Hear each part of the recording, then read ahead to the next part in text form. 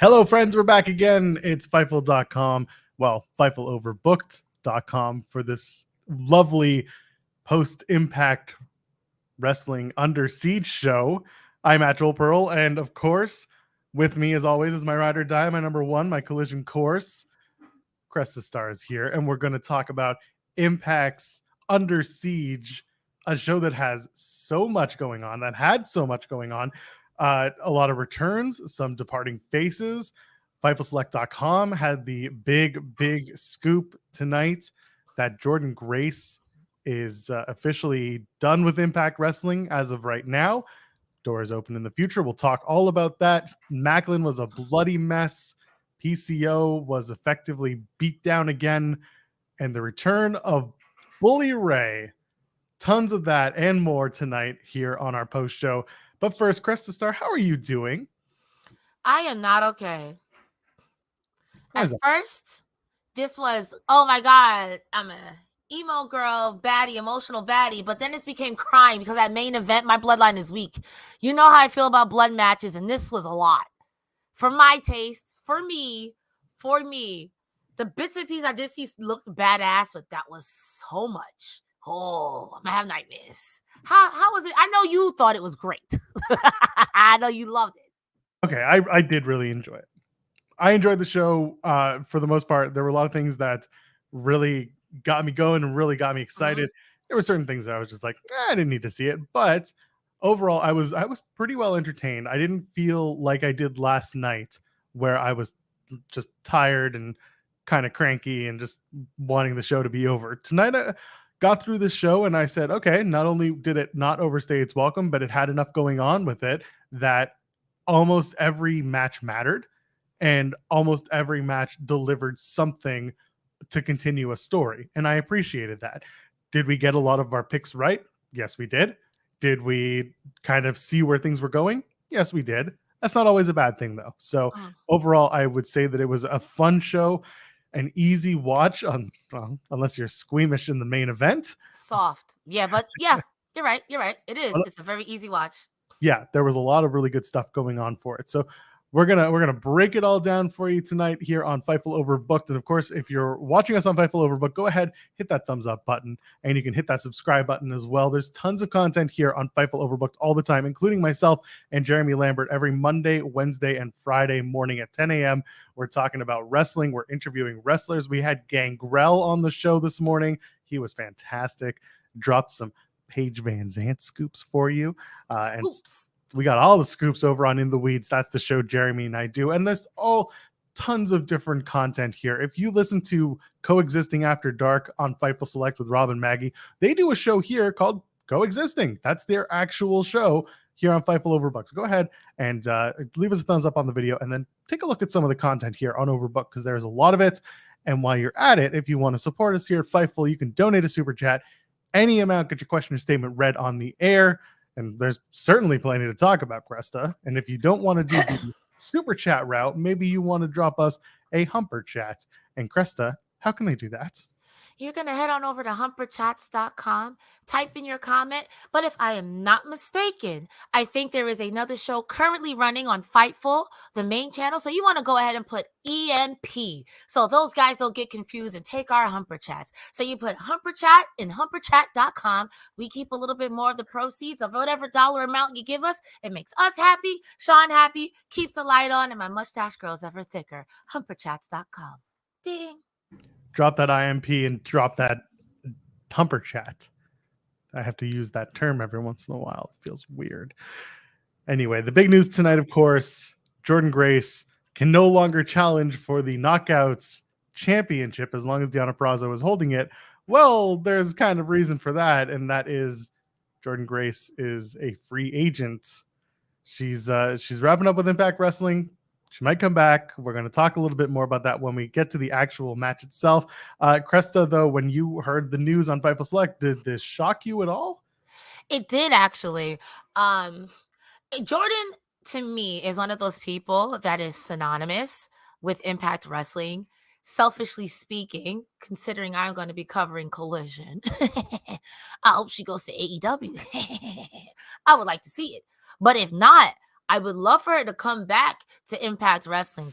I love Jordynne Grace. I think she is a fantastic addition. So I was a little gooped. I was a little gagged. Fair. I totally understand it. And we're going to get into that and so much more. Let's get right into it. We'll go with the countdown. The Coven take on Death Dollz. So that's Taylor Wilde and KiLynn King taking on Jessicka and Courtney Rush. This was not for the Knockouts Tag Team Championships, as a lot of people thought it was. This was just a straight up tag team match between the champions. It was non-title, taking on the Death Dollz. This was great. The matching gear for Jessicka and Courtney Rush looked really good. I love that Rush is now able to work her different style, her not Rosemary style. It kind of refreshes her look and refreshes her move set. That was cool.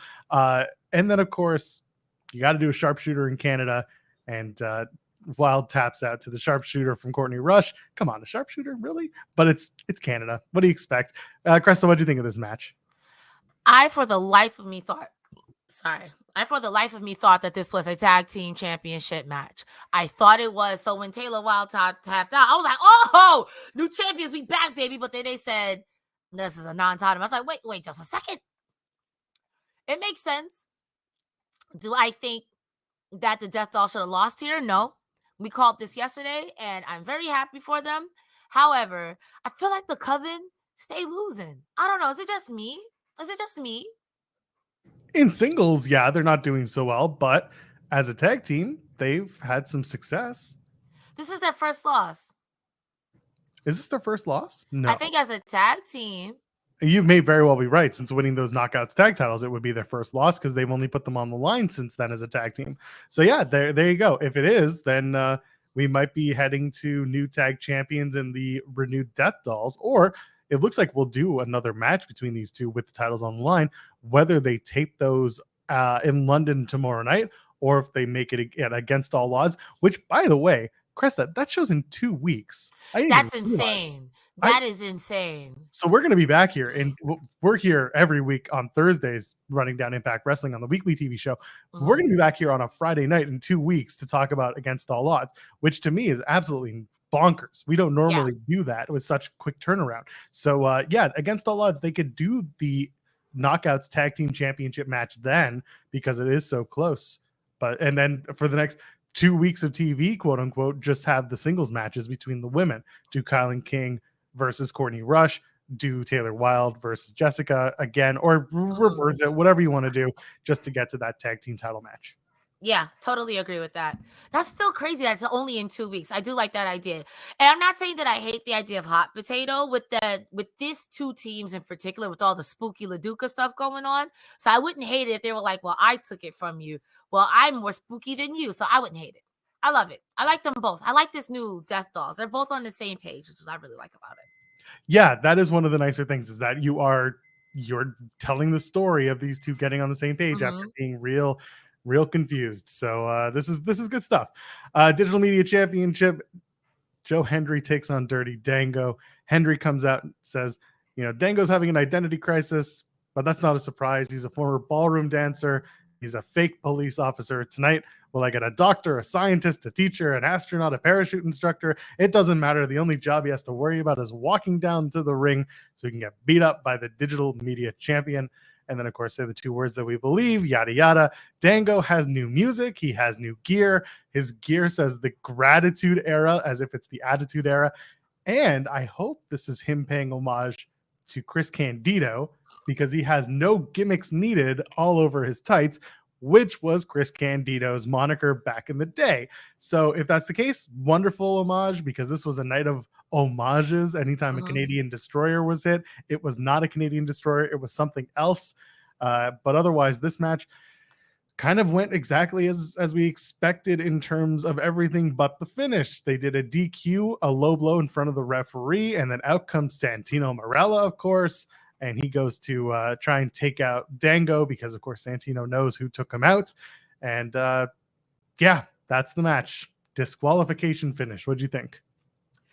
I could not believe that after he tried to distract that ref, he just hit that man in the nads anyway. He said, I do not care. I do not care. If this is super serious, Dango, okay. Don't hate it. Warming up to it. I don't know, man. I don't know, man. Serious Dango is still like a huh? So I don't know, man. I don't know. Also, you can't make fun of people. Everybody's got a gimmick. Yeah. Don't make fun of my gimmick. Yeah.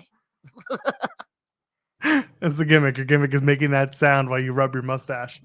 Listen, every time I rub my mustache, an angel gets their wings. A lot of angels getting their wings recently, I guess. Anyway, I did like that Dango was working over Hendry's arm throughout the match. Of course, that goes to the whole like the arm lock versus the biceps thing. It worked. Super serious Dango has potential. This was his first match wrestling like this in Impact.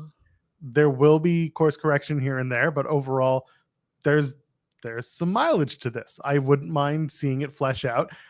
And Dango versus Santino, if you do it at against all odds, fine. If you're stretching out to Slammiversary, I'm a little concerned. But overall, that seems to be where we're going. Any qualms with that? Now, against all odds, I think is a good way to give it a nice, decent little payoff. So if serious Dango wants to be taken more seriously, you beat up Santino. And if it's not Joe Hendry, it's somebody else. And then you work your way up to Joe Hendry and maybe even take the Digital Media Championship off of Hendry. It's not a bad way to do it. We'll see where they go with it. Our opening super chat comes from Dobby the Brain Heenan. Says, fun show tonight. The arena looked good. The crowd was solid. Looking forward to the stories coming out from tonight's show throughout.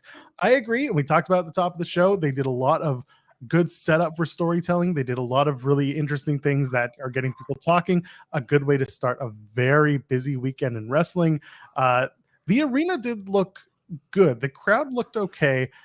There was some weird piping and draping going on because it's an agriplex. It's a big, like, they had to set up bleachers and then they have to like this big tall walls with openings. I've been to an event like that Impact did. This was in 2017. This was the when Anthem first purchased Impact. They ran Bound for Glory in Ottawa, Canada, which is my hometown. And I said, I'm going home for that.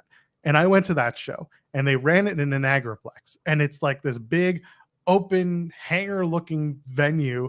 And they had to like pipe and drape it enough that it looked like it could hold enough people. And it's a tough gig to do, but they did a pretty good job tonight to make it look like the regular Impact tour that you would see on TV. I didn't even notice. I'm not going to hold you. I will say that the Impact crowd is always very ravenous, for better or for worse. If you go to an Impact show, you're going to hear a crowd. So I thought they were pretty hot. Not the hottest. I've heard them be hotter, but it was a good crowd. I agree with that. Polite crowds in London, Ontario. Can I say we for that? Is that we or not we? You know. I don't. I'm asking. I'm not from Canada. Well, then maybe you should listen to them when they shout Jersey sucks at their Impact World Champion. I'm not from Jersey either, girl. That's not me. The thing is, they weren't wrong. Anyway, the show opens up with Nick Aldis versus Kenny King. If you're going to open up with anyone, it makes sense to do Nick Aldis because he's currently trying to start from the bottom and work his way to the top. Kenny King is the first man on the totem pole for him. I did like the commentary spent a lot of the opening parts of the match running down the backgrounds for King and Aldis, respectively, and kind of going into Nick Aldis being like a multi-sport kid, and then Kenny King doing football, and then suddenly having like a run of reality TV, including WWE Tough Enough. There was some really, really good stuff. The match was solid, good back and forth work. King playing dirty, as you would expect. All of this, of course, ends with Gene trying to distract the ref after Nick Aldis hits the top rope elbow, and then Aldis just levels Sheldon Gene with the forearm. King tries to pin Aldis with his feet on the ropes, gets caught, and then he gets caught into the Texas Cloverleaf, taps right out. Nick Aldis gets the win. Do you want to add anything about this match? I like Nick Aldis's gear. The way that his N and A, it kind of looks like it says Magnus. So at first I was a little concerned. Like, I thought we were trying to get away from Brutus Magnus. Also, that big suplex from Aldis on King, I think it was to the outside of the ring, that was gnarly. And for me, my first time seeing him like on the pay-per-view, the premium live event, I'm like, okay, Nick Aldis, I see you. I think he's got a very promising run in front of him. I kind of hope that this is the end for Nick Aldis and Kenny King. only because I would like to see Nick Aldis keep climbing up the ladder. And right when Nick Aldis is close, you have a Kenny King saying, you thought I forgot? I just didn't want to be bothered with you. But now, just like you stopped me, I'm going to stop you. I can see that you let it cool off for a bit. So Nick Aldis is like he's still climbing. And then you have Kenny King come later on. And then you can run that back. So I think they have great chemistry as well. Do you have any thought as to who Nick Aldis could face next? Dirty Dango. They're both tall. All I could think of was tall. Nick Aldis being like a super baby face too. I think it could be a case. You could fight a moose and beat him up. I apologize for the musical soundings of New York City in the background. Got them windows open tonight. Listen, while we're waiting for that, Moose is a good shout. The only person I do not want to see, but unfortunately it's quite possibility, Edwards. As soon as you said I don't want to see, I said, watch this man say Eddie Edwards. I don't want to see Edwards. I just don't. I mean, those two were in the company together at the same time, I want to say. If I'm, again, my brain is a little racked, but yeah, I don't need to see Magnus and Edwards in 2023.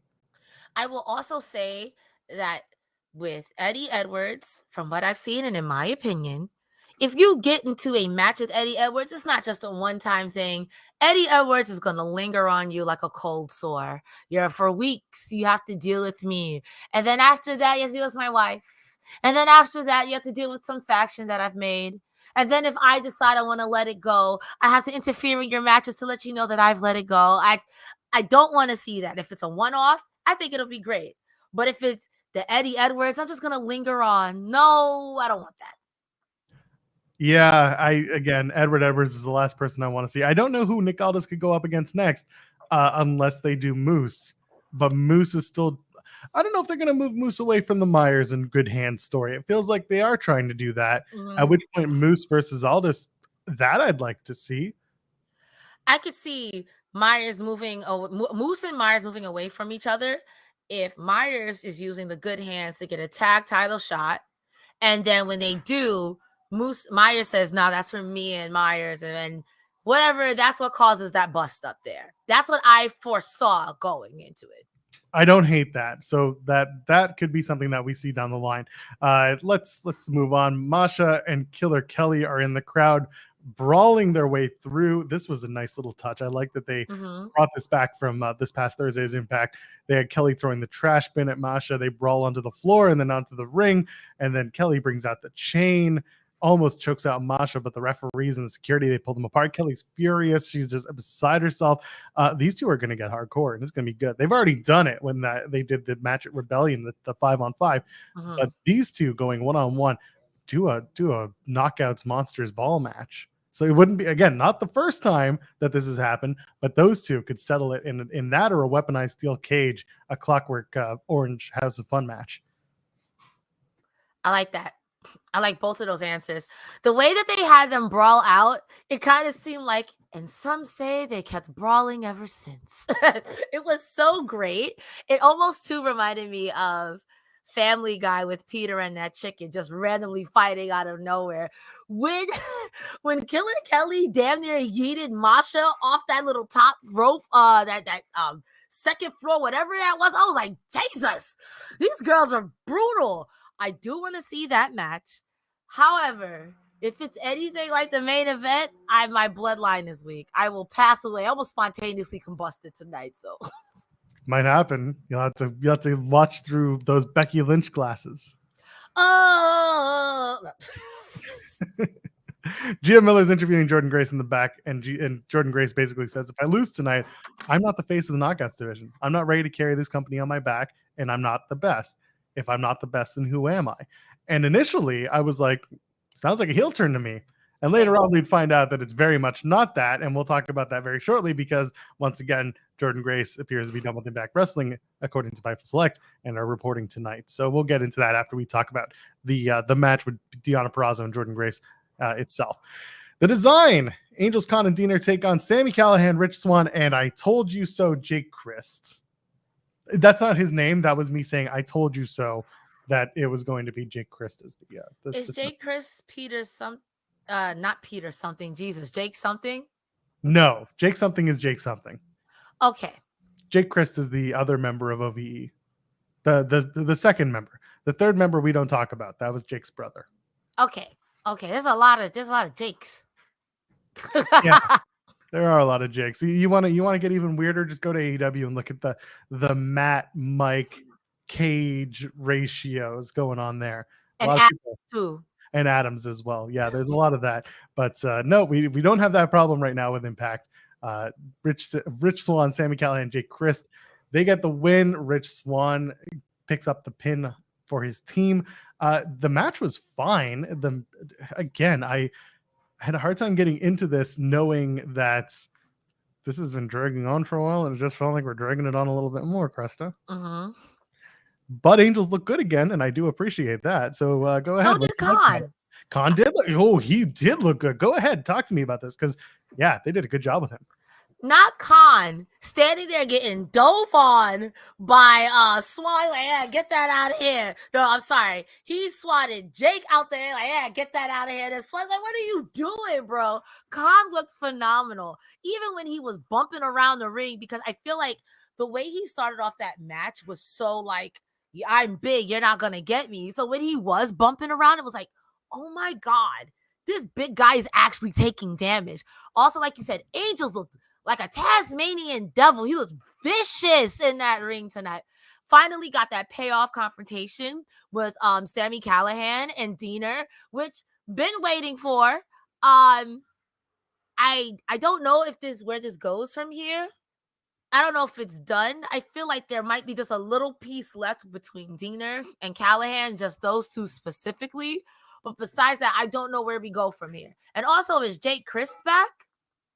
So they didn't put out an announcement saying that he was. They'll probably have him at the TV tapings tomorrow, and he might just be the special guest for the next couple of weeks on TV at least. Yeah, they kind of boffed the reveal of Jake Crest. That was the other thing that was really interesting to me. They showed on the lower third that it was Jake, but like there were still strobe lights in the dark, like you couldn't see any faces. It was just kind of weird. And then you had Tom Hannafin kind of react really excitedly, like, is that Jake Crest? As if he was like long lost brother number 5. But instead, we had just the reveal, and people were into it, rightfully so. If you know, you know. Otherwise, this was just kind of a 6-man tag. Deonna is local to that area of Ontario, so for him, this was a really good match to have, really cool match to have, and it's a big storyline right now. So the pieces were there. It was just there. I will also say too that this match made Swann look really good in the last third. That double DDT onto Khan and Angels. Wrong place. You're looking in the wrong place, girl. You almost said Masha Slamovich. That was different.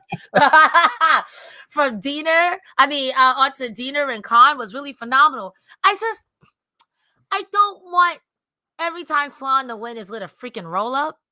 I've been noticing that his last couple of matches, he'll get you with the rope-a-dope, and I'm like, but we've seen Swann even bled that match. Swann is way more dynamic than a roll-up, than if it's not just a schoolboy or a small pack. Am I crazy in that? Am I the only one seeing that? So I don't think you're crazy for it, but at the same time, he still hits all those high impact moves. He still hits his 450. He doesn't do the Phoenix Splash anymore, which I'm wondering why he stopped trying that. But he just does the 450 from the second rope now, which is fine. But I think the idea here is that he is a wily veteran and he knows how to get a pin. Pin is a pin. You win the match, right? You know, in WWE world, Cody pinning Brock in Puerto Rico, a lot of people were like, oh, it's a cheap victory. Well, no, he got the pinfall. And that's what we're looking at here. It's a similar deal. Angels goes the half and half, hits it on Swann, tries to do it again. Swann turns it into the victory roll, gets the 3 count. That is the veteran knowing and adapting to the moveset. Things like that are fine. It's when it happens every single match, that's a bigger deal. I don't think it happens every match, but I do agree with you. It happens more often than not lately with Rich Swann. I also want to back to the whole Swann getting the pin. I feel like, again, there might be some mileage left with Callihan not getting the pin on Deonna. I think that's the end to this story when it does come. So I'm concerned how they're going to spin that. And if and when it does come, because I do expect Callihan to close the story by pinning Deonna, what happens to the design? Make this at against all odds, because they're going to be in Ohio.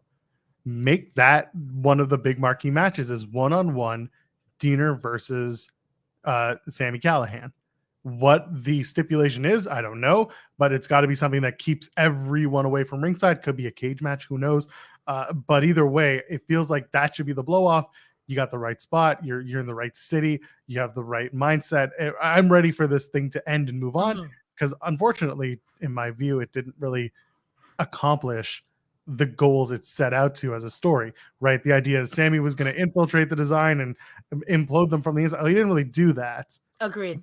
He kind of, and he keeps saying that he did. So I think it's time to just blow off this feud and finish it. I don't know how you do it, but if you're going to do it and have Sami go over, he should do it in his hometown or his home state in 2 weeks at Against All Odds. I agree with that wholeheartedly, because I'll take it even one step further. The way they had set up the design to be with Deonna as a leader was supposed to be way more violent than Violent by Design. And to me, it hasn't lived up to that large expectation that they put it to. It's halfway there, but I feel like the expectation was so large that I'm not getting it. So it might be time to, if this is the shakeup, to make them that, I'm okay with that, but something's got to give for both of them. Yeah, exactly. So again, we'll see how things play out on TV for the next couple of weeks, but for me, the match was fine. It just didn't really do much to move the story along. Rich Swann getting the pin, that helps. There's another person that actually Aldis could go up against. If he, I know it's not a heel versus face thing, but Aldis versus Swann is actually a really interesting idea for me, because they're so different, not only in the ring style, but just in their size, in their presentation. It might be very cool to see how those two interact in the ring. And even in that situation, I can imagine Aldis going over on Swann. I don't think it hurts Swann. I think it rises both of their stocks. And, afterwards it's going to be a handshake and not no shenanigans, Yeah, exactly that. And like you said, everyone rises to the occasion. Aldis makes Swann look good. Swann loses to a former Impact World Champion, a former multi-time champion in other brands. So as long as the match is good, everyone kind of wins. It's a possibility. I guess we'll find out soon enough. Gia Miller's with Santino. Santino calls Dango a piece of shit, and of course can challenge him to a match. I don't have anything to add to that if you don't. Nope, that's it. That's exactly what happened. Wonderful. Trinity takes on Gisele Shaw. The crowd loves Trinity, as they should. This match was really good. I enjoyed it. It was it didn't overstay its welcome. I think it had a lot of the right stuff. I think that Trinity looked crisp for her first live match, live, as in no editing, no opportunity to change things up. This was a really good match. And Gisele Shaw, as always, continued to bring her A game. So really good stuff. Clearly, they're going to work towards Trinity and Savannah Evans. They're going to tape that match tomorrow night. They've already promoted that. Trinity doing the rack attack, paying homage to Nikki Bella. That was nice. And just really good fluid motion from Trinity throughout the match. Does a Canadian Destroyer. It's a little rocky, but then she turns it right into the Starstruck. I like that. If you're going to mess up a move and it turns into your finish, make sure that your finish, whatever you're doing last, make sure that looks the most crisp and the most impactful, no pun intended. She gets the win using Starstruck out of that Canadian Destroyer. Very good match. What did you think? I was going to start off with the one thing I didn't really care for, which was I thought it was a sloppy code red. But like you said, I like how she turned lemons into lemonade. And as soon as she's like, that's not working, to me, the transition from that into her finisher was smoother than the setup and everything else. So I really appreciated that. These two girls were out here. And you would have thought that they were out here working for that. They were selling. The both of them, they made it look like they were beating the hell out of each other. I thought the match was good. It was just the right amount of cheating where it didn't make it look like Gisele Shaw couldn't do it in the ring on her own. Of course, she's going to cheat. And also, I'm not mad at no one running out to help Trinity, proving that she could do it on her own. I fully expected a Tasha Steele Steals, like we said last night, to deal with Savannah Evans because they got their ongoing beef. But I'm not mad at it. I'm not mad at it. This match was really good. And I think if people were assuming that Trinity was going to wrestle or be just a Naomi with a different name, I think that this solidifies that no, girl, I may be her, but this is a whole new thing and we're trying to do different things. We're stepping up and we're taking risks. I loved it. I thought it was great. And of course, now Trinity has her eyes set on the Knockouts Championship as she did when she came in, with Jordynne Grace now apparently being done with Impact for the time being. This really opens up Deonna Purrazzo versus Trinity somewhere down the line. I would say do it at Slammiversary, but we've got a month between then and now. What do we do with Trinity? Where does she go next for 2 weeks and Against All Odds? Is she even on the card? Maybe we could do a Lish. No, please, God, no. Hear me out. Because the next thing, stop it. The next thing that's gonna happen, realistically, is gonna be Savannah Evans. Realistically, if this Gisele Shaw thing, go ahead. I see. It's on TV. They're recording it for TV. Yeah. As I say, like that's realistically what's gonna be next. But I'm saying, like, as far as just to say. Look at how Lish is stirring the pot. I can see Lish trying to insert herself in something, and Trinity, as someone, just takes her out real quick, whatever it is. I wouldn't want Trinity to go against Deonna right away because in my heart and in my mind, when Trinity goes for that title, she's going to win it. Deonna just got it. Let her have a little reign for like 3-4 months. Trinity don't need it right this second. Yeah, but we also don't know how long she's part of the program. True. Scott in the chat is mentioning, that we've talked about her teaming with Tasha Steelz to go up against Gisele Shaw and Savannah Evans. You could do that. That's something that I've advocated for, and I would like to see it.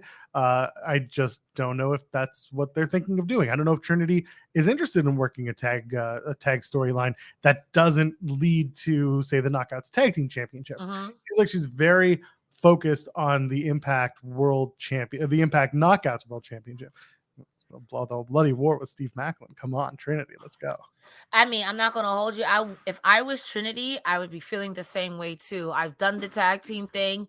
No tea, no shade. I haven't been a women's champion in a very long time, and that's what I want, and I'm going to stay the course.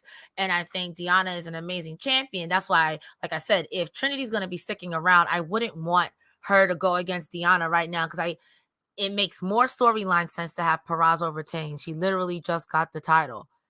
So I think let's revisit this conversation in 2 months. Beat up Lish all the time. I don't know.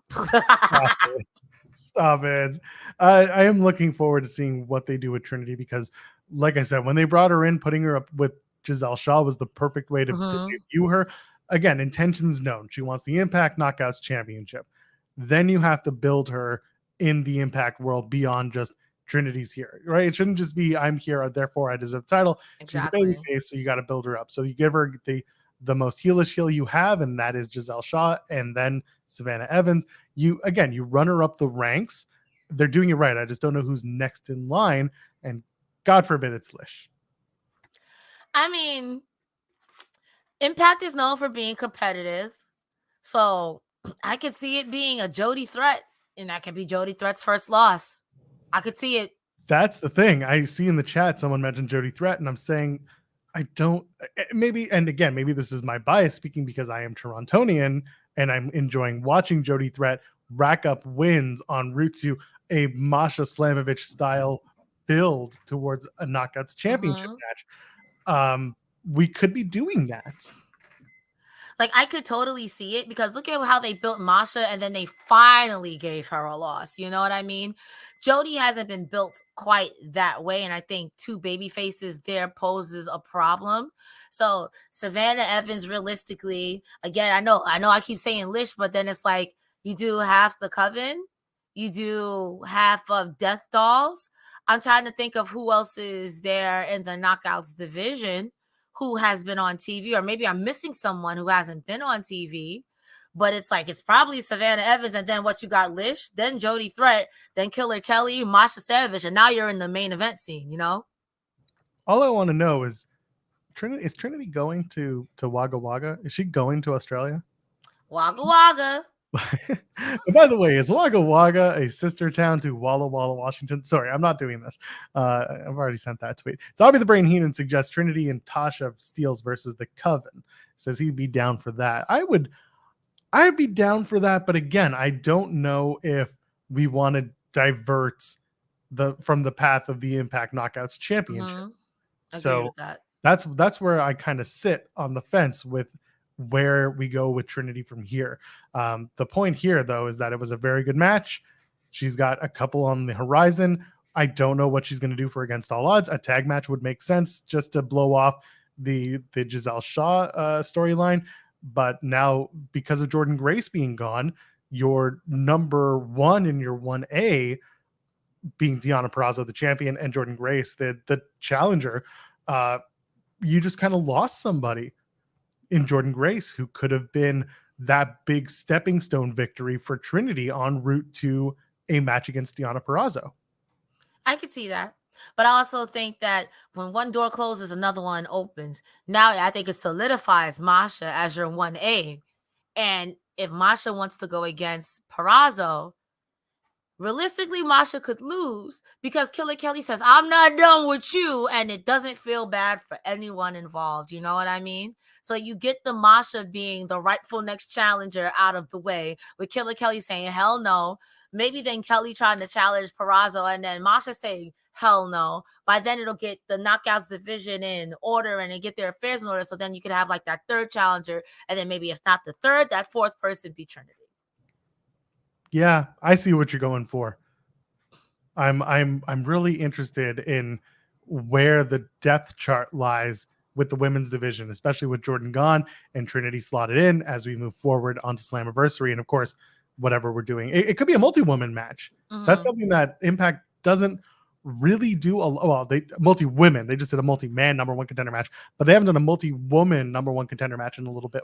So this is an opportunity for them to do something like that. Either way, the Trinity match tonight is really good. And if it gets us talking about what her next steps are, then clearly something right is going on. Exactly. Gia Miller's in the back talking to Subculture. They say this is their first time as a team in Impact. Mark Andrews, of course, mentions that he'd been around TNA wrestling for a long time. I said they're new here, but they've been a tag team for a long time, and they're coming into at the top to prove themselves. In walk the Good Hands and Brian Myers, and then they start to taunt them. And then Danny Luna says, well, the Good Hands can have the first shot at the tag titles once they win them. And I'm like, well, the Good Hands are never getting a title shot at that rate. Sorry, guys. I mean, to quote Paul Heyman, that's not a prediction. That's a spoiler. Yeah, she spoiled it for you guys. That's not what happened. Yep. Well, Ace of Base take on Subculture for the Impact Tag Team Championship. This match was everything you'd expected and more. Really, really fun match. Manders and Webster just doing the early standing flips and dives on Chris Bay early. There was good stuff there. Blitzknee Bop looked good. The second time, Bay transforms that into a double Poison Rana. I love it. Art of the Fold gets the win for Ace of Base. They retain an excellent match. Go ahead. Free floor. Let's talk about it. I'm going to go ahead and say something bold. I thought this was a tag team clinic. Am I using that right? Because I thought it was really well. It was a great showcase of we've been a team for so long. These guys are really new. But once these guys got it going, we flowed perfectly. Aces of Base in the very beginning, they were getting isolated, getting the rope-a-dope, the bamboozle. But once, especially after Chris Bay hit that big double DDT, the moonsault. I'm sorry. Yeah. That's what it was, because the DDT was the other way. But when he hit that moonsault, that's when the momentum really began to change from Chris Bay onto Subculture. I think that Aces of Base have to get one more good tag team, not Motor City Machine Guns, and I don't know who else, but like a good stiff tag team. And I think that's what we can talk about when they're going to pass the test, because this was phenomenal. I want them to hold it forever. I want them. My first time seeing Subculture, I see why they call that man Flash Morgan Webster. That man is fast. He is so good. He's so good. By the way, check out our interview with Flash Morgan Webster over on youtube.com/Fightful. Sean sat down with him for a very good one. going into tonight's Under Siege event. So check that out. I thought the match was great. I thought that it delivered for everything we were expecting, and then some. And on top of that, Mandrews and Webster were always going to come in. Is his name Andrews or Mandrews? So it's Mark Andrews, but they condense it to Mandrews. He goes by Mandrews. That's kind of more of an not inside baseball, but he's just I think his Twitter handle is like Mandrews and then 94, whatever his birth date was. Anyway, so yeah, this match really paid off. Ace of Base continue on a hot streak as tag team champions. They continue to build. Going back to the Scott D'Amore, Steve Maclin saga, D'Amore tells Scott, iron sharpens iron. And that's what Ace of Base are doing. They are taking on the best of the best, and they are proving themselves as a tag team unit. Their whole story has been to, start to steal the Cody Rhodes moniker from undesirable to undeniable. Because these two, as a singles, they couldn't get a win to save their lives. Now they team up, they join Bullet Club, they go to Japan, they have a great Best of the Super Juniors, tag league, and they come back and do this whole whatever they're doing now. They're a dominant tag team, and they're not the biggest guys, but they are a dominant, fast team. I love it that I can't look at Ace Austin now without calling him Quadzilla in my head. Thanks to Gia Miller. You know what? Thank you. I didn't need that now. Now, thanks. Thank you. Quadzilla. So anyway, I think the match was great. I think that Subculture was the right team for this event. I don't know who Ace of Base take on next. Yeah. Moose and Myers are really interesting because they're not a team, but they are a team. And now we're talking about Moose and Nick Aldis off the top of our heads. But at the same time, if we're going to go back to Ace of Base versus Moose and Myers, then we got to take Nick Aldis out of the equation for the time being. I don't need to see Ace of Base versus the Good Hands.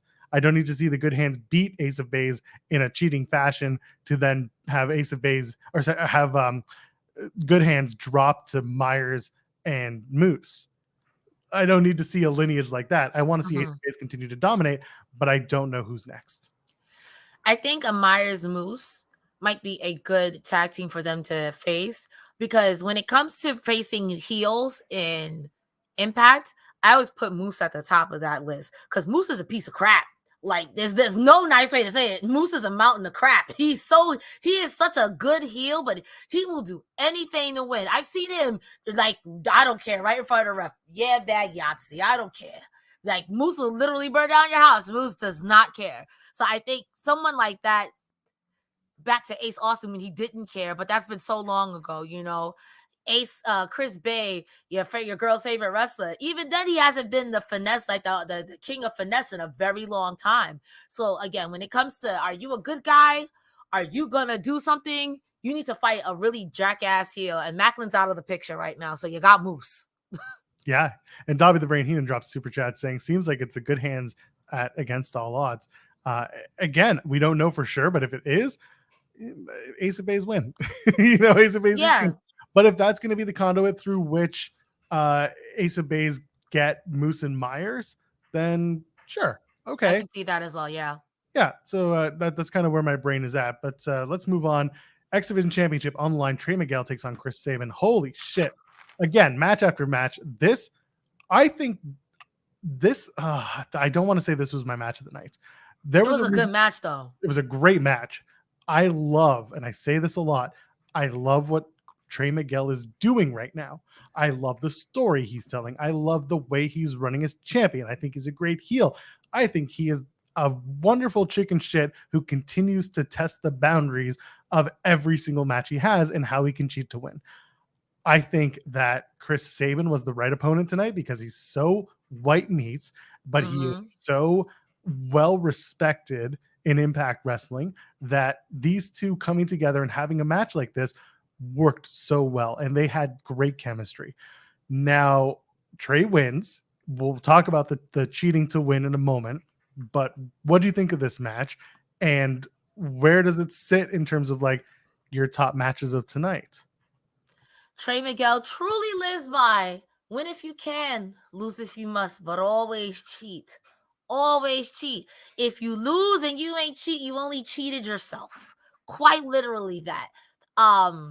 In the beginning of that match, Chris Sabin was being stiff, kicking in Trey Miguel's head. Whether it was the corner, the mat, he was being stiff. And I also like that Sabin was working over Trey Miguel's legs. I didn't notice until tonight that a lot of Trey Miguel's offense is in his legs. Also, you can't walk, you can't fight. You can't jump off of stuff if you can't walk.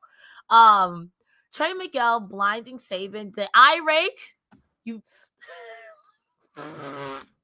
why do we not expect this? And then with the come on now. What do we expect? He's been giving it to us since Black Taurus, and he has a mask on. And they did they did this the right way. Miguel and Sabin had a legitimate wrestling match. Agreed. Sabin doing his hesitation, basement drop kicks. Trey did a full Nelson backbreaker into a reverse suplex and then turned it into a guillotine choke. That was wild. And watching again, Trey Miguel knows how to do this stuff. He knows how to do the moves. He knows how to put them together in a way that makes sense. Sabin as well, no problem. They mentioned that Alex Shelley actually had a part in training Trey Miguel. And I was like, why didn't we lean into this story earlier? Especially now that it seems like they're going to run it back, because we'll talk about what happened after the match in the backstage, but they do another damn sharpshooter, but that's just what you do. And the tornado DDT from Sabin on Trey when he's sliding from his knees onto the outside. That was great stuff. They do another Canadian Destroyer Code Red homage. And then the Cradle Shock. So the way it plays out is the Cradle Shock is going, Sabin's trying to hit a Cradle Shock on Trey. Trey rakes the eyes, gets out of it. Sabin then grabs the ref and tries to do a Cradle Shock on him because he thinks that it's Trey, but the ref says, no. So he gets put down. Trey drop kicks Sabin into the referee. Referee goes down. Cradle Shock from Sabin to Trey. They do the visual pin 1 through 15. And then Trey gets the spray paint while the referee's getting his wits back about him, and then hits Sabin with the spray paint to the eyes, rolls him up, gets the victory. Cheat to win. But again, the entire match up until that point had been so legitimate that it was just Sabin getting frustrated, not Sabin, but Miguel getting frustrated and cheating to win his way to the X Division Championship retention. Cheat to win. Cheat to win. I love a good heel. It was a really good match. I do hope that they run it back, but I low-key hope that it turns both Sabin and Shelley heel. I want to see heel Motor City Machine Guns. I don't know. I just want to see it. I want to see it. I don't know if we're going to see it. I don't. Boo. You're right. But boo. But it looks like they're going to run this back. Later on, they do a little bit of backstage. G. Miller catches up with Trey Miguel, and Trey is like, nobody has respect for the history he's making as X Division champion. And he says he put down the 8-time, and he does the 8-time. And then Sabin shows up, and security has to pull him off of Trey Miguel. Miguel laughs, walks away. It looks like we're going to do this match again. If they do, I don't know. You got to put some sort of stipulation on it, right? Yeah, like a no disqualifications or something where even if Trey Miguel cheats, you're still in this match. Also, I have a critique, Impact, post-production. This is just me. No. I'm sure many people will agree with it because it is post-production. I love the people at the Impact post-production room, but go ahead. When Sabin started saying his 9-time, y'all should have played the clip of him every time he won the 9-time when he holding the tape. You should have did it. You can commit to the bit. Okay, I do like that. They should have done that in the breakup package. Because they started to. They showed, I think, like 4 times. I'm like, but if he's won it 8 times, show him every time he's won it. He already had the promo where he said it the 8 or the 9 times. Let's do it. You should have committed to the bit. That's my one complaint. That's it. I get it. You know what? I do agree with that. There are other issues that they usually have, like white balancing and other stuff. But this was that's a good one. I'd like to see them do that. Number 1 contendership 6-way match. Honestly, I didn't really care about this match. Moose Edwards, Kazarian, Alex Shelley, Yuya Uemura, and Jonathan Gresham. Once I found out that if Jordynne Grace was leaving, everything I said about Jonathan Gresham winning this match went out the window. You had Yuya Uemura put on a great match, make a lot of people think that he was going to win it. Ultimately, he does not. Your number 1 contender is Alex Shelley at Against All Odds. It'll be Maclin and Shelley. What do you think of the match? To me, there's only so much shit you can do in a 6-way. And by the way, thank God Jonathan Gresham grew his full beard back. I'm going to go ahead and say this. With Against All Odds being 2 weeks away, Alex Shelley makes perfect sense. So I'm okay with the outcome of this match. However, Jonathan Gresham, to me, and Yuha were the unsung stars of this. And I feel like I said that if it wasn't yesterday or the last time these four or these group of men were in the ring with Yuha and Jonathan Gresham. When Jonathan Gresham faked out the knee on, oh my God, on Kazarian, and then Kazarian tried to back up. He's like, gotcha, bitch, and it did it again. It was so fluid, and it's like, I don't know. I get frustrated whenever I see Jonathan Gresham wrestling. I'm just like, why are y'all not putting the strap on him? You know what I mean? I feel like if this was FTR Bald, he'd be champion. I don't know why. I don't know why. Like, he's so good. Maybe it's because I like he gives me the put him up, she, and I love it, and I'm here for it. I don't know. The whole match itself was amazing, but at the end of the day, no matter who won, you're gonna get beat up by Steve Maclin. Sorry. It's the way it is. The curious case of Jonathan Gresham. We have talked about this quite a few times. Mm-hmm. In that we have expectations of him, of Jonathan Gresham, that are not necessarily being met. We don't know how long his contract is. That's one thing. And I know I have talked about this with a million people. Jonathan Gresham has not told us how long his contract is. On top of that, many people assume that it's like the Mia Yim deal, where it was just 6 months in and out, and then you go back to wherever. Recently, Jonathan Gresham said in an interview with Nick Hausman that he's back on good terms with Tony Khan and that he would entertain going back to AEW. Now his wife is leaving Impact Wrestling. It doesn't mean that partners have to go and work with each other everywhere they go. That's not necessarily a thing. Some people are asking, is there a possibility? Of course, anything's possible. But right now, all signs in my brain seem to point to Jonathan Gresham's not staying long-term with Impact. So they're making him a great wrestler on the roster and not a standout wrestler winning titles in Impact. That's fair. Not everyone could be a winner. That's fair. He deserves it. I mean, nothing wrong. Agreed. No, I totally agree. But you make a good, valid point too. It's like, if we want someone who's going to be here long term, to, let's just say, in the grand scheme of things, you signed every wrestler with the intention of that wrestler becoming world heavyweight champion. I need you here for longer than X amount of months. Josh Alexander are big shoes to fill, and it seems like Maclin he's settling right on into them. You know what I mean? Yeah, exactly. Going back to the match itself, Moose hitting power bombs on Yuya, on Kaz, on Gresham, almost pinning Jonathan Gresham off of those power bombs. It's good stuff there. They're making Moose look strong. They made Yuya look strong. Everyone looked good. There was a lot going on throughout the match. Kazarian at one point hits a backstabber on Gresham. Shelley turns that into a flatliner on Gresham onto the turnbuckle. There was just a lot of really, really solid stuff. Kazarian gets Shelley in a pin and then adds Edwards in a suplex to get a double pin. That doesn't go anywhere. And then everyone hits their finish as you do in a 6-man tag. And then Shelley hits last on Yuya. He gets him with the cradle shock. So Shelley and Maclin against all odds. Someone's saying, haven't we just seen this? No, we haven't. We haven't actually seen Shelley versus Maclin since March 2022. And you can talk about sacrifice. I mean, they did a 6-man tag. They have been across the ring from each other, but they haven't done one-on-one since March of 2022. I will say that pretty much everyone you've seen in this match is your main event scene, with the exception of Yuha, which is normally Rich Swann. Yeah, and this is something that I talked about with Jeremy on In the Weeds as early as today. It's that this was a potential match for, if they'd given Yuya the win, the question was, what is Yuya Uemura? Who is he? Right now, all I see is a New Japan young lion on excursion who doesn't have a gimmick, who's still trying to figure it out. You and I spoke about this too with Kupinder Gujar, because he has the same problem.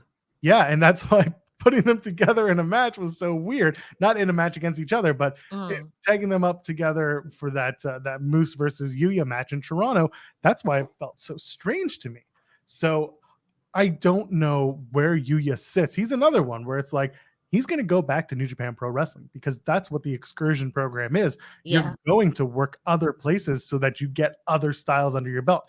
And Yuya is doing a great job learning how to be not a young lion, but he's still presenting like a young lion. The only difference is he's not wearing black trunks and black boots. He's trying to get something, but he's not there yet. No. And I would love to see when he breaks out that breakout promo, that breakout moment that's not a match. And I've said that on other shows. I'm really interested in seeing where Yuya goes and how he builds his character. Because in ring, he's doing it great. Agreed. Yeah, no, agreed. Because it'd be one of those things too where it's like, because you are an excursion, I wouldn't want you to lose like that, if that makes sense. Because just based off of the match tonight, Maclin gonna work you like a 9 to 5. Yeah. And there's no other way to put it. Like, if you guys have been watching our post-Impact show for a while, you already know how I feel about blood. Maclin tonight, oh, that was gross. So with that being said, with that bar being said, every time you go to wrestle Maclin, that could happen to you. This was just no DQ. Do you really want? And I don't want that for you, huh? Yuya, sorry. And I don't want that for Bhupinder either. Maybe Eddie Edwards I want that for. That's about it. That's a lot.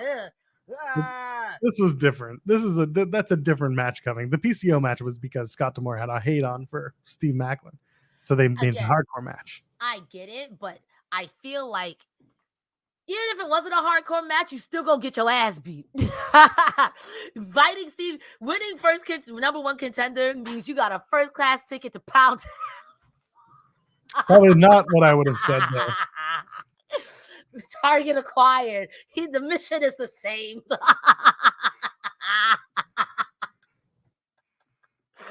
I'm sorry you have to do this show with me, Joel. It's after midnight. Are you okay? No. Oh, okay. Or like Cresta can just compose herself. Okay, we're back. The Knockouts World Championship match. Deonna Purrazzo defends against Jordynne Grace. Okay. As reported by Fightful Select, Jordynne Grace, now a free agent. Really, she was a free agent as of Rebellion, and we talked about it on the Rebellion post show that we did with Steven Jensen last month. It was actually 2 months. No, it was last month in April. This was the beginning of the end of Jordynne's tenure in Impact Wrestling. Well, tonight she wrapped up. She wanted to finish off with that match against Deonna Purrazzo. The match stipulation was that if Jordynne Grace lost, she could not challenge for the Impact Knockouts World Championship as long as Deonna was champion. She lost. She is a free agent now. Fightful Select reported that, and that Jordynne Grace had also mentioned that she's planning on taking some time off from professional wrestling to work on other projects. I'm not going to go completely with the paywall. Go subscribe to FightfulSelect.com. Best $5 in the business. We'll talk more about that in a couple of minutes, but that's where we're at. You know, Jordynne Grace, she's 27 years old. She spent 4.5 years with Impact Wrestling. She was a former Knockouts World Champion, a former X Division. No, she won it and they took it away. A former Knockouts World Tag Team Champion. They did a dusty finish with the X Division title in her. I'd forgotten about that. And then she's also a former Digital Media Champion. So with all of this in mind, Cresta, before we talk about the match, Jordynne Grace, when you found out that this was it for her in Impact, she's a free agent, what were your initial thoughts? This should have been the main event. That was my initial thought. This should have been the main event. Considering Jordynne's leaving and considering, even with Jordynne leaving, I will say that some promotions, AEW and Impact, to be very specific, that people will still work without a contract if it made sense. If it makes sense. I say that this had the least predictability. Like the Steve Maclin PCO thing, I was 100% Maclin. This one I want to say was 98% Deonna, especially after that Jordynne Grace was announced that her time with Impact was done. I think that her losing here was the right call. However, I would be remiss if I didn't feel in my hardest of hearts that Jordynne Grace and Deonna Purrazzo are very deserving of an Impact World title run. I would love to see one of them. Like Tessa Blanchard did that, but I think that she's not the only one who can or should be the only one in the history books. And these two women, in my humble opinion, I'm not a wrestler, just a jabroni with a mustache and opinion, have the stuff, the stones, and the resume to do so. So I'm a little bit bummed that maybe not for right now. I'm not going to see that, but I think I would have loved to see that. I still think it should have been the main event, but I understand why. Who wants to go after that? That was a lot of mess they got to clean up. What disgusting. Hold on. You've been talking to Steven Jensen way too much. This is a Steven Jensen trope. I know this. But I do like that idea. I like that idea, especially Purrazzo or Grace, in just those two in particular, and maybe to a lesser extent Green if she was still there. These women have been here since the dirt. Like, in my opinion, like, I've been one of the few since the dirt. Like Awesome Kong and Gail Kim were before their time, and these women have been there since. So I would love to see it, and maybe in a few months, maybe even a year or two time, love to see Masha make a bid for it. But again, I'm a little bummed out that Grace never had a chance, or at least come up with a storyline or a program to make that happen, because she can hang with the best of them. Yeah, and again, I said that in jest because I've talked about it with you both at different times and together on these shows. There is absolutely a room where Deonna Purrazzo or Jordynne Grace would have challenged for the Impact World Championship, and it would have been great. Exactly. We're not going to get that with Jordynne Grace, at least for the next little while, as she exits the company. But you never know. She could come back one day, and she could, if she goes and becomes a much bigger star than she already was in Impact. Let's say she goes to AEW, she goes to WWE, and it takes a year off or something. Goes, does that for a little bit, and then decides to come back to Impact to finish off her time. That's when I would do it. I would say, I'm not here for the Knockouts World Championship. I'm here for the World Championship. I'm here for the World Championship that I always wanted, that I never got. That's a story that is, at that point, years in the making. So I could see that. That's a good call too. Yeah, and you don't know. Again, they did a really good They did a really good job of making this match believable, in that these were two women who had a history. This was a match where they beat the shit out of each other. It was all Jordynne early, and then it got a little bit comfortable mid-match, back and forth. Jordynne Grace kicking out of a pile driver and a Queen's Gambit. They made her look strong. Purrazzo kicking out of the powerbomb and the Juggernaut Jackhammer. And then doing the top rope finishes, doing the tease with the Grace driver, and then turning it into a top rope Queen's Gambit for the win. You couldn't have booked it better, and you couldn't have booked it with more respect for the loser in this case. Yes. Jordynne looked great in defeat. She looked confused, but like a weight had been lifted. She did her job. She made Deonna look good, and now she's gone. What's frustrating to me is the last part, because in that promo earlier, she really made it feel like she was going to be little girl lost, and then she's going to turn heel. And there's such stuff left on the table. But the match itself was really good. It wasn't long either. Like, it was under, I believe it was under 10 minutes, but I'm also not a stopwatcher guy. But Same. It was but it felt like a quick match. They got in, they got out, and it was good. What did you think about the match itself? That Grace kicking out the first Queen's Gambit, commentary was like, no one kicks out of that. I think maybe one person might have during a pay-per-view a long time ago, and we just don't remember, maybe. But like, no one does that. Damn near put the girl in a muscle buster. And honestly, I thought she was going to put Grace in the Venus de Milo. I thought Grace was going to tap here. I really thought Grace was going to tap.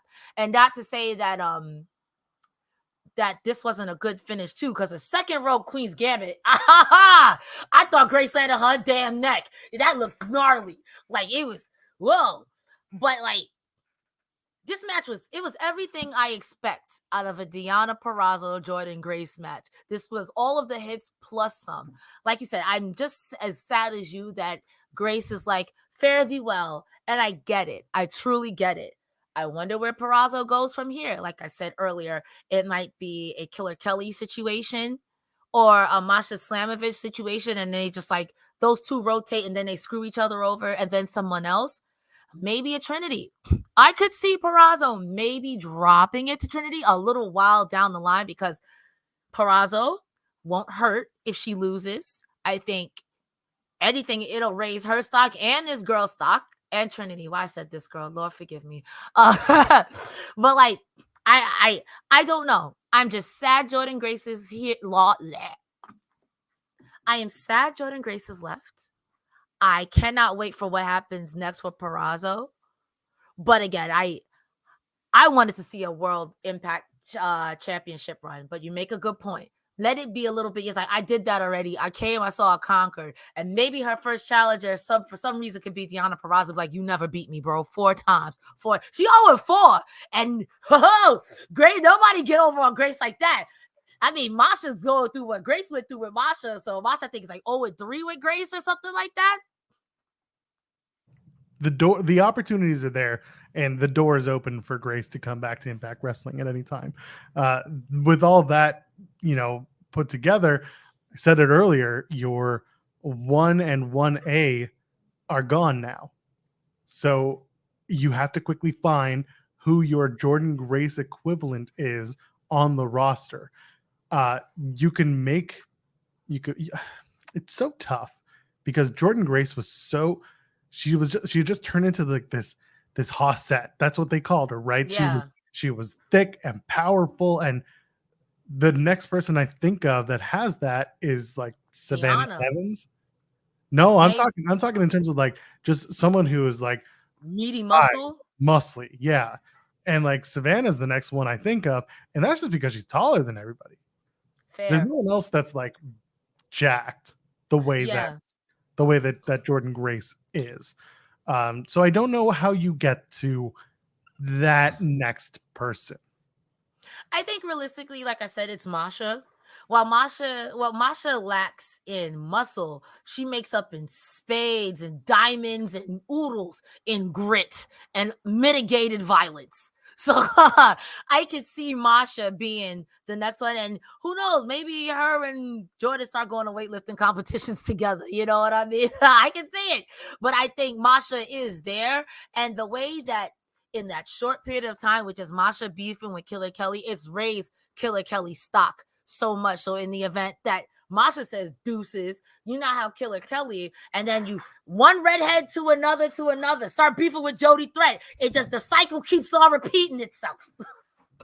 And if you want the cycle to repeat yourself, go ahead and leave a thumbs up on this video. Subscribe to us here at Fightful Overbooked. We're here tonight for our post-impact show. Normally we are on youtube.com/Fightful, but we were like, hey, let the recorded shows do their post shows. Okay. Let Kate talk about, AEW Rampage that was taped on Wednesday and SmackDown that was taped last Friday. Who needs that? We were the only live show tonight. So I said, let's go here, do it here. Leave a thumbs up, subscribe to us here at Fightful Overbooked because we drop content every single day here, sometimes more than just once. So go ahead and join us here. Let's move on down the home stretch. We're getting to the end of the show and the world title match. Drop us a super chat if you want to get your question or statement read on the air. So far, chat, thank you for being here, hanging out with us. Go ahead, talk to the people. Everyone likes you. Impact World Championship on the line, no disqualification. It's Steve Maclin on his birthday against PCO. First of all, happy bloody birthday, Steve Maclin. You are never forgotten again because you decided to absolutely go to war with PCO. This match. Happy birthday, Steve Maclin. This match Crazy Gemini. This match friggin' ruled. I loved every second of it. It's so good, and the blood and the guts and that. I liked it. I'm sorry, I did. So this is how we're gonna do this. I'm gonna say my 2 sentences because I'm gonna show everyone where I stopped. Sure. These are my notes, and this is what I have for the main event. And then you see bleeding, and then I just stopped. And then there's the post match, bro. Joe Pearl, I'm glad you enjoyed this, and I need you to cover this whole thing because after I wrote, holy shit, the steps to PCO's back from Maclin, not the unprotected cookie sheet, not Maclin spear diving into the cookie sheet, Maclin is bleeding. That the whole match, this is me. So you missed the staple gun. I saw it. I had to change the YouTube channel when PCO picked out the flies. It was giving Addams Family. It was giving Hocus Pocus when they pulled old man's head out the dirt and he had to get the worms out. It was gross. I have nothing of usefulness to add. I am going to mute. Joe Pearl, take it away. Okay. So the staple gun to the mouth thing, normally when you do a staple gun spot, it looks so hokey and so fake because normally the staples aren't real and you're just using the gun for effect to get the air sound. The best thing they did was the spot where the sorry, that was weird. I thought I heard something. The spot where he's not Maclin, PCO's pulling out the staples from his mouth. They made it sound real. They made it look real. Little shit like that makes for a great visual, and I love that. They did the concrete slabs again to the back of PCO with the sledgehammer. Fine, whatever. And then PCO kicks out, sits up, hulks up, brother. He's not human, yada, yada. Hits a DDT, does a lung blower from the second rope, followed by a second rope drop, leg drop. It's cool. Then they bring out the cinder blocks. This is the finish. So many cinder blocks. Maclin tosses PCO onto the cinder blocks from the second rope and then hits the KIA onto the cinder blocks for the win. Maclin retains. It is a bloody mess for Steve Maclin. The visual is incredible, Cresta. I know you're not super into blood, but you talked about it on your interview for the spotlights about how you felt that Steve Maclin was you think he's bland. Okay, listen. I'm not going to get involved in this manufactured heat. I don't even remember saying it. I just agree because I just be saying shit, okay? No, y'all not good. You said it, though. But the point is, after tonight, you have to see that Maclin, and we're going to talk about the post-match, which was even more bonkers. But up until this point, you get to the match finish. The cinder blocks, the KIA, the victory. You see Maclin with the bloody face. You have to be thinking differently about this guy.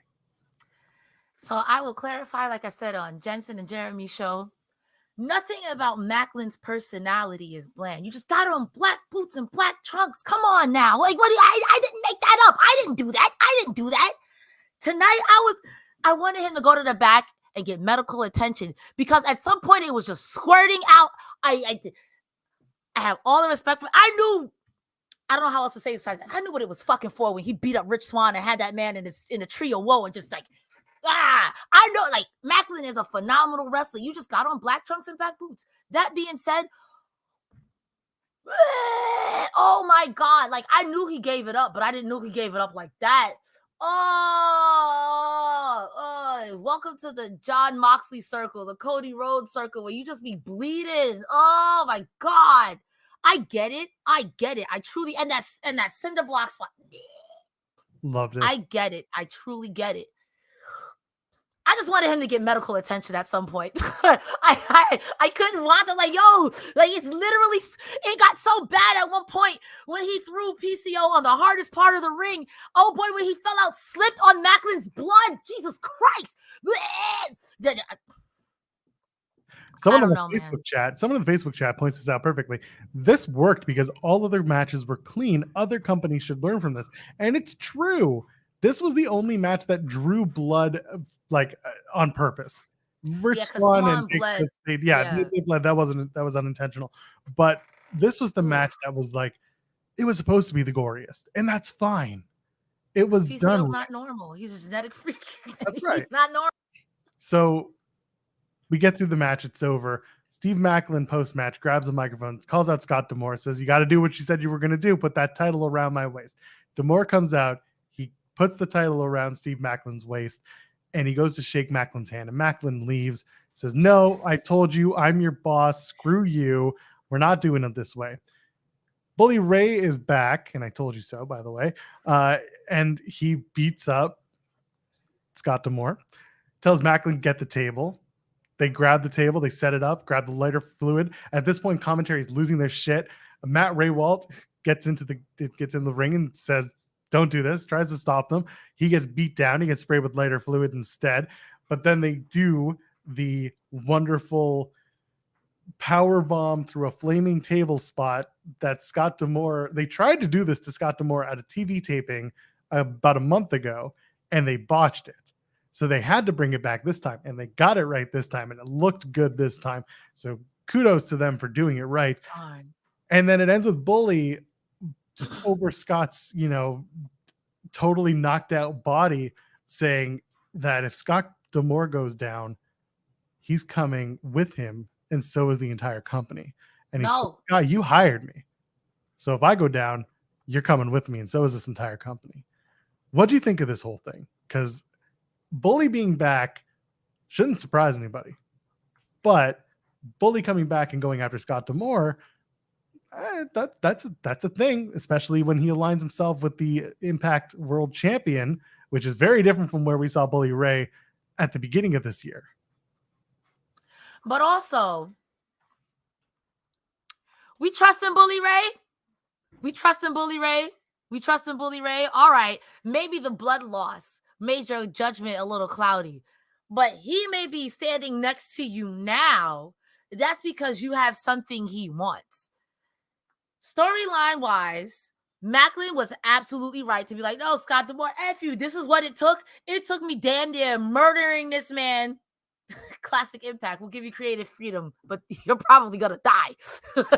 So I had to murder this man. And now you want to shake my hand? Heck you. Bully Ray beating up Scott D'Amore. From a fan's perspective, Impact has been the best it's ever been. Don't take this man out. No. Ah! But at the same time, I thought we all hated Bully Ray. How come there weren't people flooding that ring like the design with the yellow jackets? This is something that always never ceases to amaze me. You will tell people for months, watch out for Bully Ray. Watch out for Bully Ray. Bully Ray this. Jump him. He is not supernatural. Jump him. I don't understand. Jump him. So when Scott D'Amore went to that table and only the Motor City Machine Guns came out and Matthew Ray was like, oh, this whole roster fake. So y'all like Bully Ray. Y'all want to get wham, bam, bamboozled, tricked. All right. I don't know why nobody does that. We all hate Bully Ray. Backstage like, don't trust him. He's a coward. He's a scumbag. But then when he does Bully Ray stuff, it's like. He didn't light a table on fire and put you through it, though. Listen, if we all jumped him, he's one dude. And maybe Maclin. At most, you got the good hands. That's 4 people out of how many people that don't like Bully Ray? I don't understand. Jump him. Okay. Jump him. But the big thing here is that Maclin and Bully Ray share a common enemy, and that's Scott D'Amore. This is the story. And someone asking what happened to Santino. Well, he's going to go after Dirty Dango. He has bigger fish to fry. He's got the Dango fish, super serious Dango to fry. It's like, why do you go after Bully Ray? You don't, because Bully is crazy. He'll ruin your life. And he will not only ruin your life, but he will set a table on fire and put you through it. So that's why you don't touch him. That's a valid point. That's a valid point. And at one point, at Sacrifice, everyone comes out with Scott D'Amore and they beat up Bully and all that shit. And they set up the hardcore war at Rebellion. That's fine. This time we're resetting. I think if anything, people were just shocked, quote unquote, that Bully was back. And that's why no one came to help anybody. Personally speaking, this will be the 3rd time Bully Ray has come in and upset the whole basket. First was with Aces and Eights. Second was with Josh Alexander.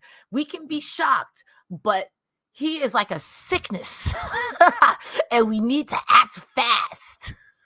And that might become part of the story. The Impact versus the Bully Impact. Can you imagine if they let Bully go over and Bully? Wait a minute. I think I've just done something in my brain. Impact Wrestling being booked by Bully Ray. Wait a minute. That's the most chaotic option I could think of. Wait a minute. Actually, let it happen. Let's see what happens. They might run an angle where Bully Ray wrestles Scott, whoever Scott puts up, for control of Impact Wrestling, because they're leading Carter, special guest referee. No, absolutely not. But I don't know what they're going to do. But you brought back Scott D'Amore. You brought back Bully Ray. You've got Steve Maclin as a world champion. Seems like you're really stacking the deck up against Scott D'Amore, that he's going to need someone like a Nick Aldis to, come in and say, what's all this then? And then I'm never going to stop that. I love that bit. And he's just, and they're going to do something with him. And I'm sure Sami Callihan's going to get involved because Sami's one of those, I'm an OG Impact guy. And they're all going to get rid of Bully somehow. If this doesn't culminate with a loser leaves Impact style match, then what are we doing here? Where's Scott going to go? Scott ain't going nowhere. That's the point. And I feel like in loser leaves Impact is a foregone conclusion. Where the hell is Scott going to go? You better call Petey Williams. You better do something. You better get the rest of Team Canada together. Stop it. Stop it. You know what I'm trying to say. This is the end for Bully Ray. Hopefully this is what leads to the end game for Bully. For whatever his story is here in Impact. What if it doesn't, Joel? It does, but it does. I'm always going to choose the most chaotic option. If Bully Ray wins, he controls Impact for a solid month and then a mutiny. And yeah, Aldis has a bone to pick with Bully too for once upon a time. There's enough of that. Go back to your Impact lore. Go to your NWA lore. No, I'm just kidding. Don't bother with that. But go back and there's heat there. There is not heat. There's lore. There is a story. There's history. So go back and check that out. Aldis being a part of this thing, absolutely can see it. I'm hopeful that this doesn't become a TNA 2010 story out of it, but sometimes bring the nostalgia back a little bit is a good thing. I don't know where it goes. I'm happy to see Bully back. I see someone saying Aldis, Ray Wilde, and Maclin. All I'm saying is that Ray Wilde versus Maclin and Bully. Earlier, you were like, I don't want to see no 2010 TNA with Magnus versus Eddie Edwards. And now it's like, that shit. I just want to see Eddie Edwards. And now it's like, it might be I. I don't want to see Edward Edwards. I want to see it when it makes sense. I don't want to see it just because they're doing it. Yeah, you could do Ray Wilde in a match. I don't know. I know that he said this week, I'm still a wrestler, but I don't know if they want to do another match with Ray Wilde. He showed up in a battle royal on Impact once upon a time. Who knows? But him getting beat up just felt like part of the Bully's dominance story from tonight. I could also see it. They've been using Gia Miller a lot on commentary. So if he wanted to transition into in-ring, you've got a perfectly capable, ready and willing Gia Miller on right there. You know what I mean? And even if he wants to fluctuate, I could see it. If he wants to be a wrestler, that's if he wants to. I think for that, they were just trying to get Gia reps on BTI. I don't know if they want to move her to the main commentary table. I'm just saying that's the option. You know what I mean? Yeah. There is the option. Oh, God. And then Jimmy Jacobs is doing backstage fucking report. The guy who did the Nick Aldis segments. Oh, girl. They could just have old boy by himself. All he do is talk shit about Gia Miller's imaginary friend anyway. No, it wouldn't be Josh Matthews. He would probably, honestly, if they were going to put Gia Miller on commentary, they would probably just have Jen, Josh Alexander's wife, do this stuff. That's great too. That's great. That's a great shout. And she just got Come on, Joel. I don't think I want to see it though. Hater Joel. What I do want to see is everybody drop a thumbs up on the video. Go ahead, subscribe to the channel if you haven't already here at Fightful Overbooked. We will be back as we always are, actually on Thursday, as we're supposed to be, for our typical Thursday night post-Impact Wrestling show that goes up with the Ring of Honor show. Ring of Honor does their post show, and then we drop in and do it after them on the same video. So come and check that out on youtube.com/Fightful. This audio recording will be on the main Fightful feed, not on the Overbooked feed. But go ahead and join those two podcast networks if you haven't already, okay? Cresta, what you got going on? Give us your plugs and let's go home. I'm so congested, so y'all gonna bear with me. I'm so sorry. My name is Cresta Starr, and you can find me almost any other day that there's wrestling. Wednesdays and Fridays, I'm typically live on twitch.tv/CrestaStar or TikTok.com/@CrestaStar. Tomorrow I will be live. All in is tomorrow. I have to think there's a lot going on. Afternoon of Champions is tomorrow. All Out is on Sunday. I am not watching Afternoon of Champions, so I will be live. What? Double or Nothing is on Sunday. So only Afternoon of Champions is tomorrow? Yes, Battleground and Double or Nothing are on Sunday evening. I tried to tell you that. I don't know what I'm doing with my life. Wednesdays, Fridays, catch me on my personal things. And if you're like, Cresta, I don't know what you talk about. See that? Cresta D Starr, Linktree in my bio. Stalk me, baby, but don't stalk me for real because I'm crazy and I like to eat people. Joel, where can they find you? I ain't eating people, but I am at Joel Pearl, JoelPearl. I'm usually on Fightful Overbooked. No Joel and Kate at 8 this week because of the aforementioned AEW and NXT pay-per-views. By the way, they are on Sunday, Cresta, not on Saturday this time. Drag me. You did tell me this. I could pull up the message right now. He did drag me to hell. Drag me. It's just what we do. Anyway, I'm here all the time. And if I'm not here, then I'm on the internet somewhere.